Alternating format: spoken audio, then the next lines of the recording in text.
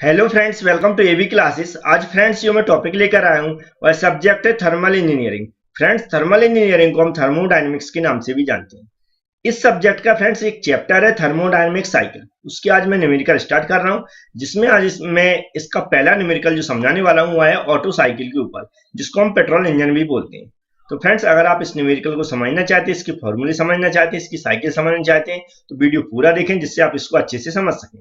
इसके अलावा भी फ्रेंड्स मैं थर्मल इंजीनियरिंग की मैक्सिमम वीडियो डाल चुका हूँ, आप देखना चाहते हैं तो डिस्क्रिप्शन बॉक्स में डायरेक्ट लिंक मिल जाएगी, वहां से आप मैक्सिमम इंपॉर्टेंट टॉपिक है उन सबकी वीडियो मिल जाएंगे, वह आप देख सकते हैं, एग्जाम की तैयारी कर सकते हैं। अब मैं स्टार्ट करता हूं आज का वीडियो। तो फ्रेंड, जैसा कि सामने एक न्यूमेरिकल लिखा उसको मैं समझाऊंगा, उसके जो डाटा गिवन है वह भी मैं लिखूंगा और उसको समझाऊंगा भी। लेकिन इससे पहले हम जो ऑटो साइकिल है उसको समझेंगे, उसके फॉर्मूले समझेंगे। तो फ्रेंड्स, यहाँ पर एक साइकिल बनी दिख रही है फ्रेंड्स, इसको ऑटो साइकिल बोलते हैं, या फिर इसको हम दूसरे नाम से कांस्टेंट वॉल्यूम साइकिल भी बोलते हैं।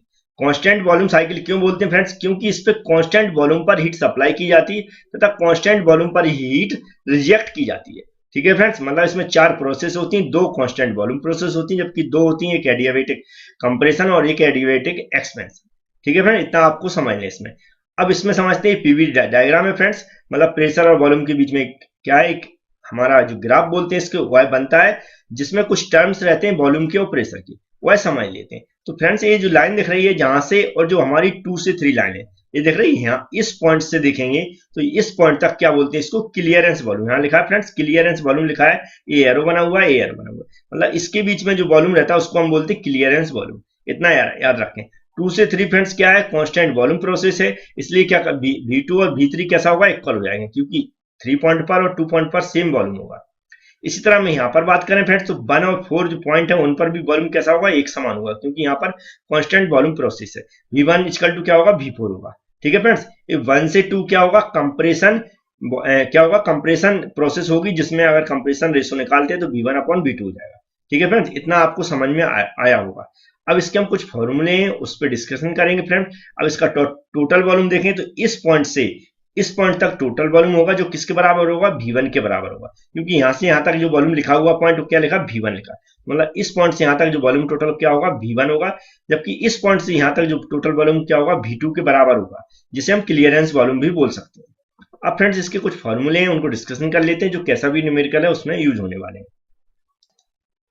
तो फ्रेंड्स, यहाँ पर कुछ फॉर्मूले लिखे, मैं उनको समझा देता हूँ। जैसे कि ऑटो साइकिल है या पेट्रोल साइकिल, उसकी जो एफिशिएंसी का फॉर्मूला होता है वह होता है 1 माइनस 1 अपॉन आर की पावर गामा माइनस 1।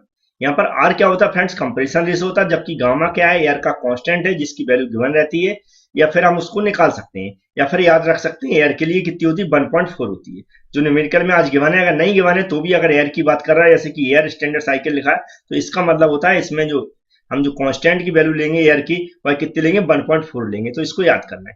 अब जो आर की वैल्यू हम निकालेंगे वह कंप्रेशन रेशो से निकालते हैं, इसका फॉर्मूला होता है V1 अपॉन V2। क्या होता है, V1 अपॉन V2।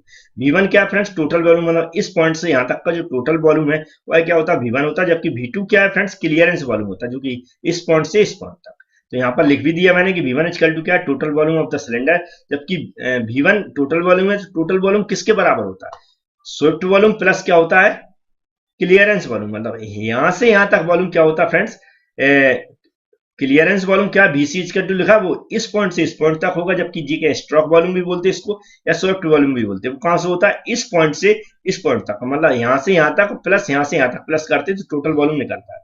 तो क्लियरेंस वॉल्यूम आप समझ गए होंगे, इस पॉइंट से इस पॉइंट तक, और जो स्वेप्ट वॉल्यूम होता है या फिर स्ट्रोक वॉल्यूम होता है वो कहां से, इस पॉइंट से इस पॉइंट तक होता है।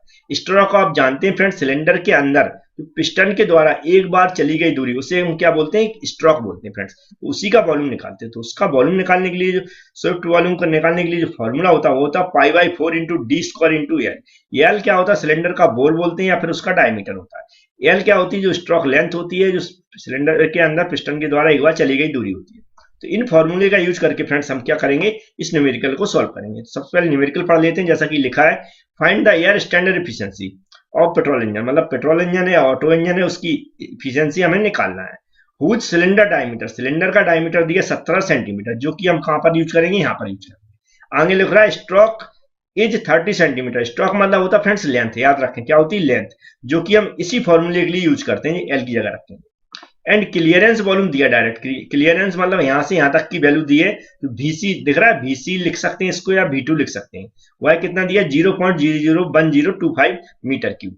ठीक है, किसमें दिया, मीटर में दिया है। आगे दिखा गामा, गामा की मतलब जो यहाँ पर वैल्यू रखेंगे गामा, उस वह गिवन है गामा इक्वल टू 1.4।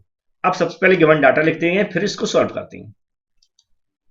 तो सबसे पहले फ्रेंड जो गिवन डाटा वो मैंने लिख लिया है, यहाँ पर बता देता हूं मैं। जैसे कि सिलेंडर का डायमीटर हमें बताया D इक्वल टू दिया 17 सेंटीमीटर, जो कि यहाँ पर लिखा हुआ है। ऐसे ही स्ट्रोक लेंथ L से जनरेट करते हैं, 30 सेंटीमीटर गिवन है फ्रेंड्स। इस तरह जो VC दिया है, कितना दिया, मीटर क्यूब में दिया 0.001025। ये मीटर क्यूब में दिया, लेकिन सभी डाटा किसमें, सेंटीमीटर में। तो इसको भी हम किसमें चेंज करेंगे, सेंटीमीटर में। तो सेंटीमीटर में चेंज करने के लिए फ्रेंड्स, एक बार मीटर को एक बार सेंटीमीटर में चेंज करने के लिए 100 से मल्टीप्लाई करते हैं, लेकिन यहाँ क्यूब है मतलब 3 बार 100 का मल्टीप्लाई करेंगे। तो इस तरह 10⁶ का मल्टीप्लाई कर देंगे तो 1025 सेंटीमीटर क्यूब में चेंज हो जाएगा। गामा इक्वल टू दिया है 1.4। हमें एफिशिएंसी ऑफ ऑटो साइकिल की निकालना है फ्रेंड्स। तो एफिशिएंसी निकालने के लिए हमें इस कंप्रेशन रेशो की जरूरत पड़ेगी। गामा इक्वल टू गिवन है, तो कंप्रेशन रेशो निकालने के लिए फ्रेंड्स हमें क्या चाहिए, V2 यहाँ पर देखेंगे तो गिवन है क्लियरेंस वॉल्यूम के रूप में। ठीक है, क्योंकि V2 इक्वल टू क्या, क्लियरेंस वॉल्यूम के इक्वल होता है। हमें V1 निकालना है फ्रेंड्स। तो V1, क्योंकि इसमें V1 रखना, तो V1 निकालने के लिए हमें इस फॉर्मूले को यूज करना पड़ेगा, V1 equal to VS plus VC। VC given है, VS निकालना है only swift volume π/4 into D square into L, जो कि हमारे पास डाटा गिवन है, उससे हम आसानी से निकाल लेंगे। इस वैल्यू को इसमें रख देंगे तो हम आसानी से एफिशिएंसी निकाल सकते हैं। तो फ्रेंड जैसा मैंने बताया, हमें सिर्फ VS चाहिए, स्विफ्ट वॉल्यूम या stroke volume. π/4 into D square into L formula रख देंगे, डायरेक्ट उसमें वैल्यू D की वैल्यू रख देंगे फ्रेंड्स, और हम L की जगह इसकी वैल्यू रख देंगे। ठीक है फ्रेंड्स, अब ये जो वैल्यू रख दी है मैंने, इसको हमें सॉल्व करना है सिर्फ कैलकुलेटर से। π/4 मतलब पाई में 4 का डिवाइड कर देंगे, फिर जी 17 का स्क्वायर कर देंगे इंटू 30 का। तो जो वैल्यू आएगी वो मैं बता देता हूँ। तो फ्रेंड्स यहाँ पर देख रहा है VS मैंने निकाल लिया, VS आ गया। तो मैं टोटल वॉल्यूम, जैसा अभी आपको बहुत देर से समझा रहा हूँ, V1 इक्वल टू क्या होता है, टोटल वॉल्यूम, जो होता है VS मतलब स्विफ्ट वॉल्यूम के प्लस क्या होता है, क्लियरेंस वॉल्यूम। तो क्लियरेंस वॉल्यूम भी आ गया और स्विफ्ट वॉल्यूम आ गया। तो इससे हम क्या निकाल सकते हैं, V1 निकालते हैं। तो फ्रेंड जैसा आप देख रहे हैं सामने, V1 equal to VS plus VC होता है, जो कि टोटल वॉल्यूम होता है फ्रेंड्स। ये स्ट्रोक वॉल्यूम जो मैंने यहाँ पर वैल्यू निकाली, जबकि VC क्या, क्लियरेंस वॉल्यूम है, जो कि यहाँ पर निकाली। इन दोनों वैल्यू को यहाँ पर पुट कर दिया मैंने, 6809.40, जो कि स्ट्रोक वॉल्यूम की वैल्यू, क्लियरेंस वॉल्यूम की कितनी है, 1025, उसको भी रख दे। इन दोनों को ऐड करेंगे तो V1 इक्वल टू हमारे पास आंसर आ जाएगा। तो फ्रेंड्स यहाँ पर देख रहा है V1 equal to 7834.4 centimetre cube हमारे पास वैल्यू आ गई।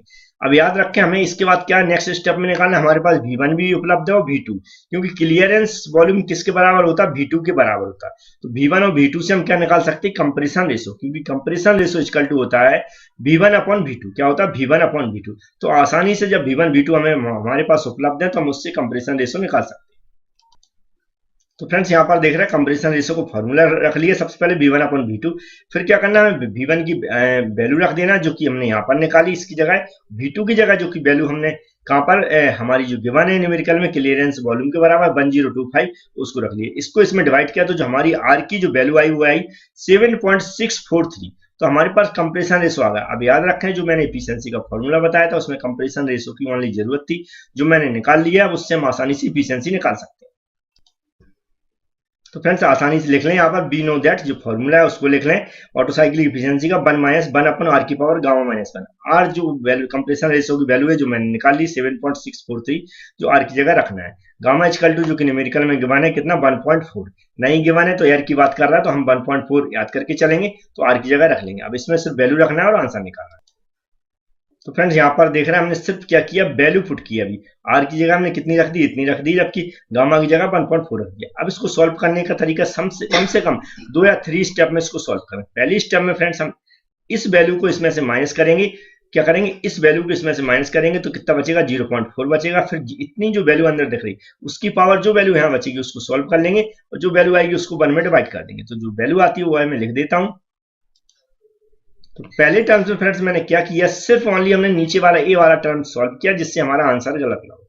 तो हमने क्या किया था, इसमें से 1.4 में से 1 को माइनस कर दिया, तो 0.4 बचा। जो अंदर की वैल्यू है R की, उसकी जो वैल्यू बची यहाँ ऊपर, उसको पावर चढ़ा के कैलकुलेटर से कैलकुलेट कर ली।